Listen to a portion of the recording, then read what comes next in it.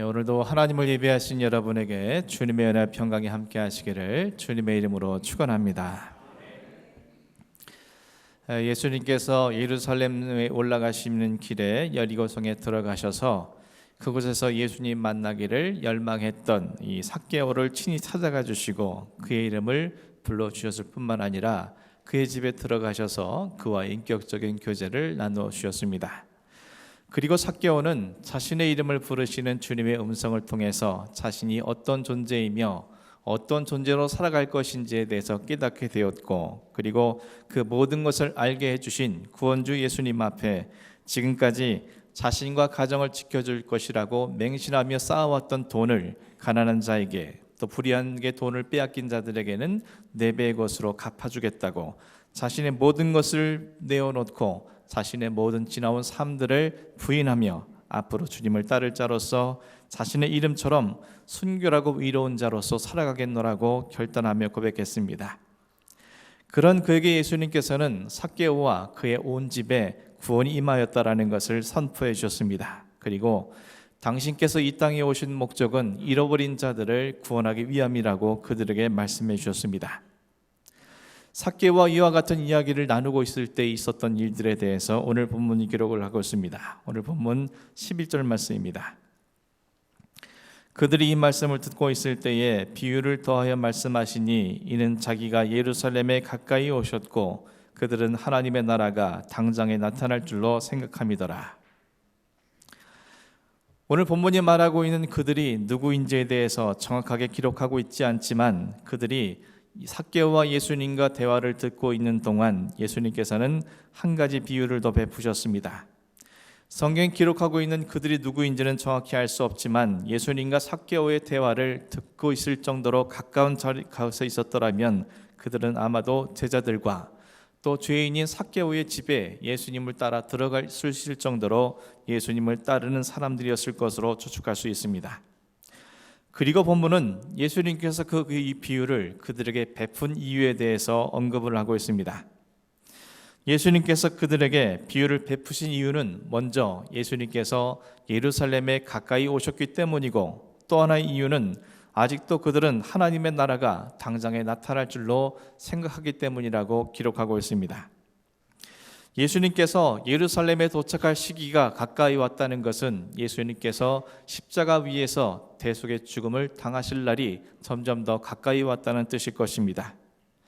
예수님께서는 삭개오 가정에 구원을 선포하시면서 자기가 이 땅에 온 목적은 잃어버린 자를 구원하기 위함이라고 말씀하신 바가 있지만, 그러나 이 말씀을 듣고 있음에도 불구하고 그들은 예수님께서 예루살렘 성에 들어가기만 하면 바로 로마 제국을 전복시키고 또한 그들이 기대했던 메시아 왕국이 이 땅에 건설될 것이라고 생각을 하고 있었습니다.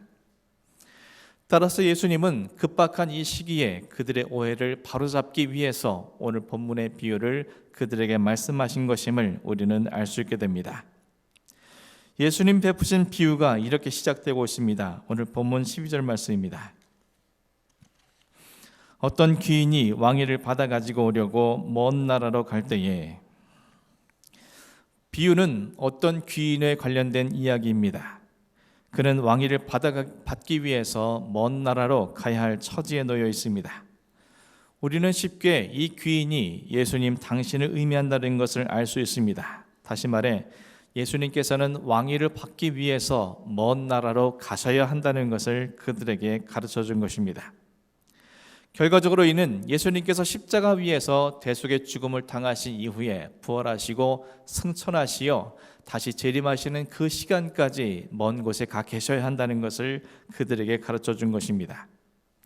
그리고 본문이 밝히는 바와 같이 예수님이 왕위를 받으시러 가는 목적은 바로 이 땅에 다시 돌아오기 위함이라고 오늘 성경은 기록하고 있습니다. 왕위를 받아오신다는 것은 결국 예수님께서 만왕의 왕으로서 이 세상의 구원주와 심판주로서 임하실 것이라는 것을 상징하는 의미입니다. 하지만 왕위를 받아 돌아오기까지에는 상당한 시간이 필요할 것이기 때문에 예수님께서는 귀인이 왕위를 받기 위해 먼 나라로 가야 한다는 사실을 말씀하신 것입니다.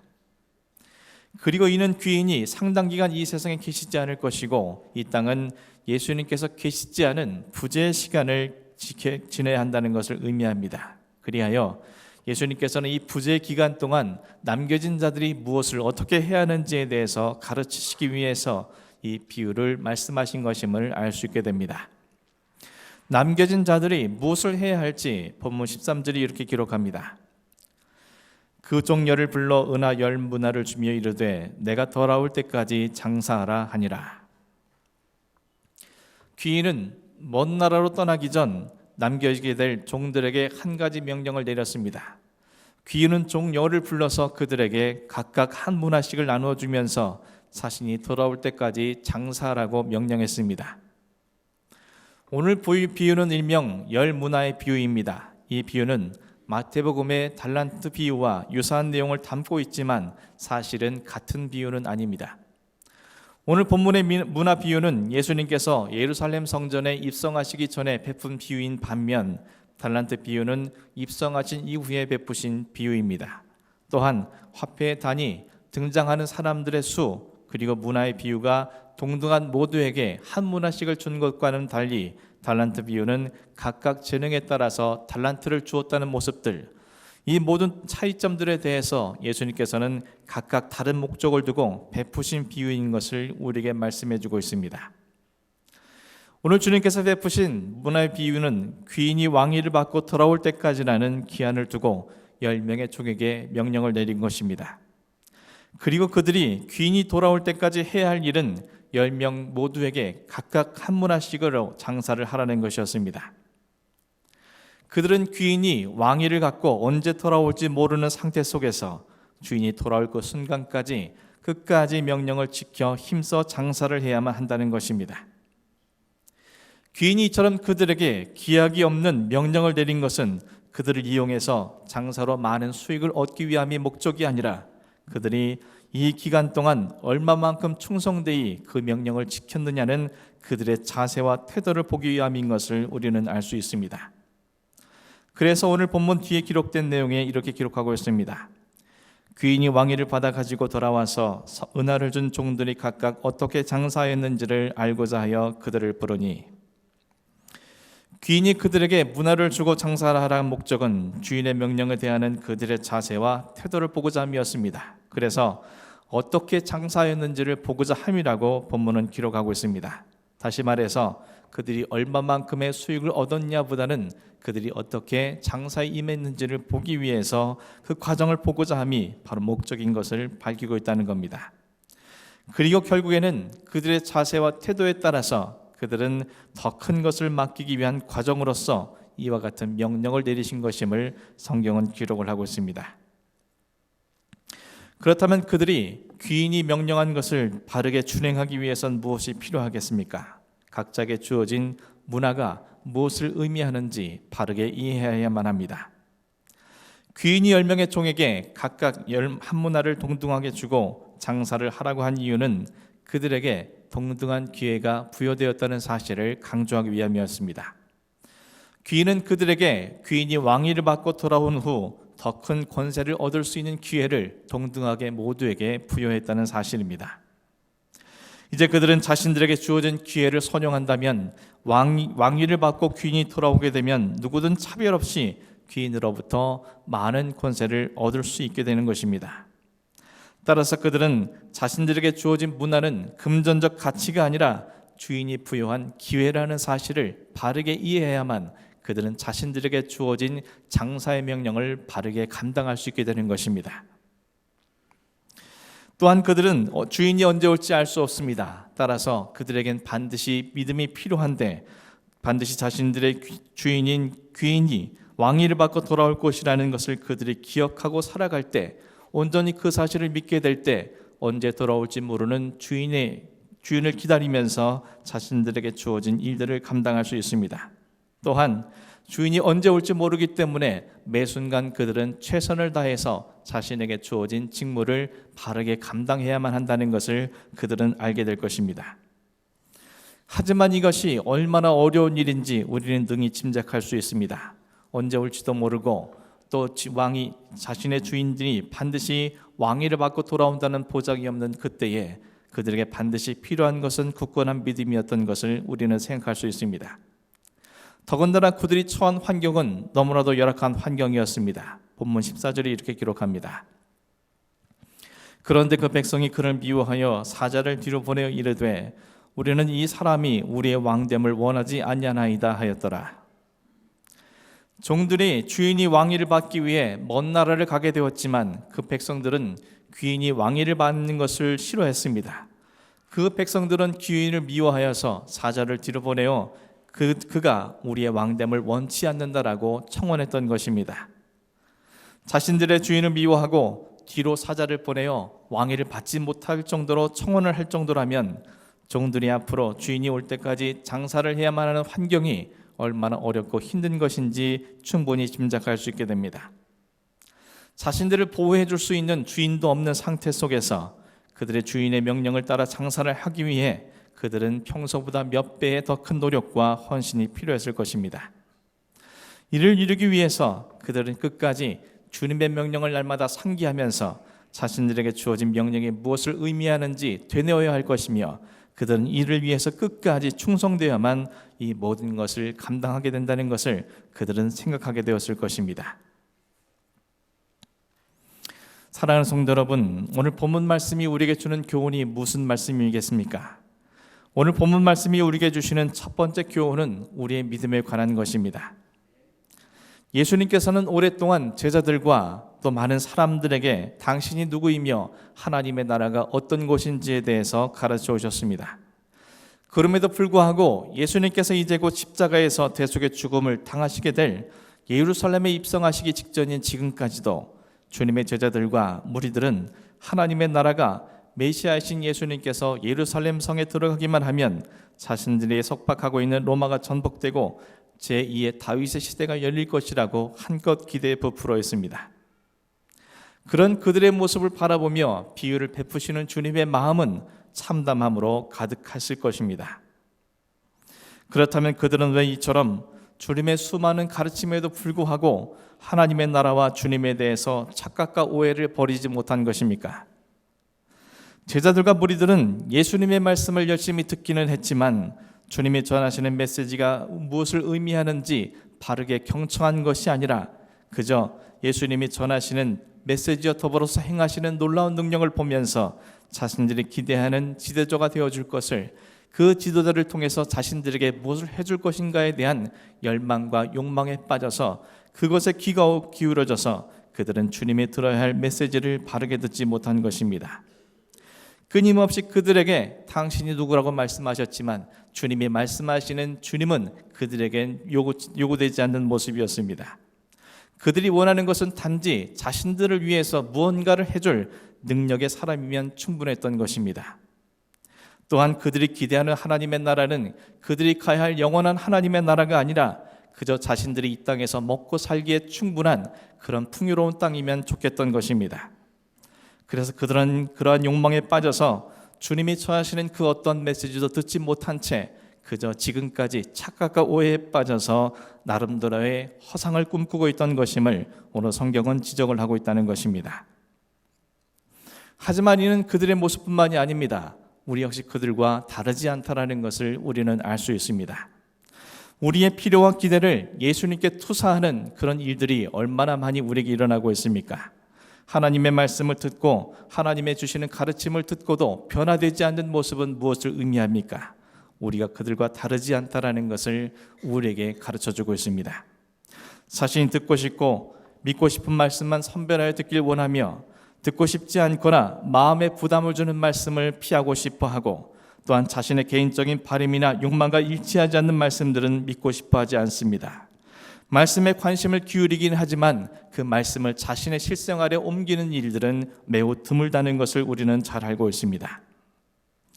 이와 같은 모든 모습들은 우리의 영성과 우리의 믿음에 기형을 일으키게 될 것이고 결국엔 우리 스스로가 만들어낸 믿음과 관념과 또한 착각과 오해 속에 우리의 신앙을 점점 어렵게 힘들게 만드는 것이 오늘날의 우리 현실은 아닌지 우리는 생각해 볼 필요가 있습니다. 제가 여러분께 3년 넘게 누가복음을 순서에 따라서 말씀을 전하는 데에는 이유가 있습니다. 목회자가 자신의 목적에 따라서 말씀을 이용하려는 유혹에 빠지지 않기 위함입니다. 만일 매 주일마다 제가 말씀을 선택하고 말씀을 준비하려 한다면 제가 어떤 말씀을 선택하고 준비하겠습니까? 내가 성도들에게 하고 싶은 말, 그리고 내 목회가 이루어지기 위해서 필요한 말씀, 그리고 내가 전하기 편한 말씀들을 선택하여 전하려 하지 않겠습니까? 그런 가운데 말씀을 준비하고 전하는 것이라면 그 말씀은 분명 성도들을 건강케 하기보다는 그들의 영적인 건강을 해치는 그런 무기가 될 것임을 저는 잘 알고 있기 때문입니다. 또 설교를 함에 있어서 구체적인 적용을 여러분께 말씀드리지 않는 이유는 단지 목회자가 제시하는 적용점이 아니라 그 말씀이 여러분의 삶에 살아서 운동력이 있어 여러분의 전반적인 삶의 적용점이 무엇인지를 스스로 선택하고 결정하며 주님의 능력의 말씀이 여러분의 삶을 주장할 수 있도록 생각할 수 있는 기회를 주기 위함이었습니다. 사랑하는 성도 여러분, 진정한 하나님의 사람, 진정한 하나님의 백성, 진정한 주님의 부름받은 종은 주님이 말씀하시는 모든 것들을 가리지 않고 분별하지 않고 선별하지 않고 어떤 말씀이든지 순종할 수 있는 사람이라는 것을 우리 모두가 깨달을 수 있기를 주님의 이름으로 간절히 축원합니다. 신앙에 있어서 주님의 누구이신지 하나님의 나라가 어떤 것인지는 매우 중요하기에 예수님께서는 십자가를 지시기 그 직전까지 이와 같이 그들에게 말씀을 하고 있습니다. 지금 내게 예수님이 어떤 분이신지, 내가 하나님의 나라를 정말 소망하고 있는 것인지, 그 주님이 원하시는 대로 하나님의 말씀대로 순종하기 위해서 내가 무엇을 하고 있는지 날마다 점검하시고 말씀 안에서 여러분의 삶을 바로 세워나갈 수 있는 그런 여러분이 되기를 주님의 이름으로 간절히 축원합니다. 오늘 본문 말씀해 주시는 또 하나의 교훈은 오늘을 살아가는 우리의 삶의 자세가 어떠해야 하는지에 관한 것입니다. 귀인이 왕위를 받기 위해서 먼 나라를 간 것처럼 예수님께서는 하나님으로부터 만왕의 왕으로서의 지위를 얻기 위해서 하나님 우편에 올라가셨습니다. 이제 예수님께서는 하나님께서 정하신 때가 되면 만왕의 왕으로 이 땅에 재림하실 것입니다.